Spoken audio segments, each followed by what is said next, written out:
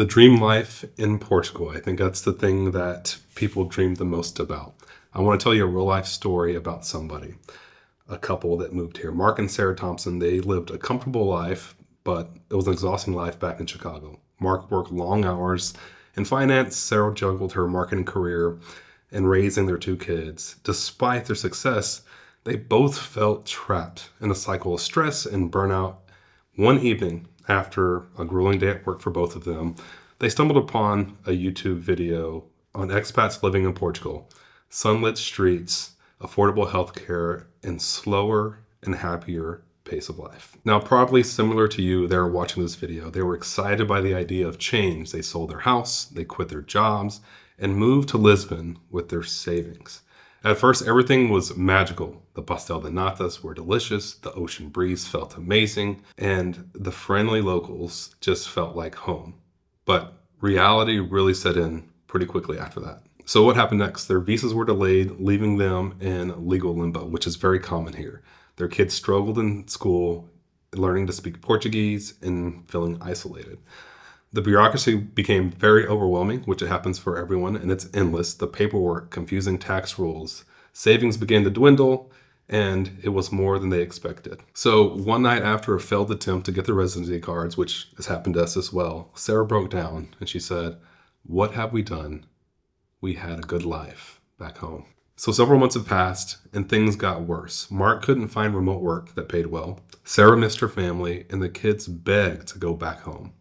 Their dream was actually crumbling right in front of them.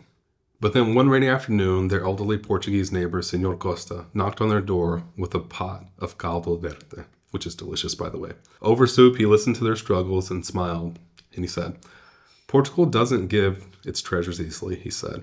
"But if you stay, she will embrace you.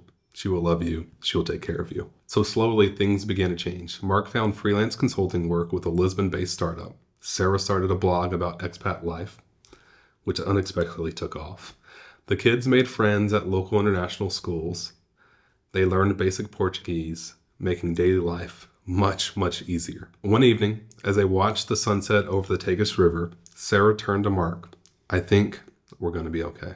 A year later, they had their residency, a cozy apartment in Alfama, and a life they loved. It wasn't perfect, but it was theirs. They had fallen in the hole, climbed out, and found a home in Portugal. Now, every time they passed Senor Costa, he would wink and say, "See, Portugal rewards the stubborn." Now, this is a common story for those of you who probably live here in Portugal now that moved from another country. Those of you who are thinking about moving to Portugal, this will be a struggle that you go through, missing the things that you had back home, missing your family. But if you can stick through it, you'll see that you can build a life here, you'll build a community here, and eventually you'll be able to say, "We made the right decision." Thank you for watching the video. And for those of you who are truly thinking about moving to Portugal, you can go down, click the guide below. You'll have access to all of our actual contacts that can help you in the process of moving here, whether that be a lawyer that's going to help with immigration, a mortgage broker if you're thinking about buying a home, and or our real estate agents can help you also with finding a property for you and your family.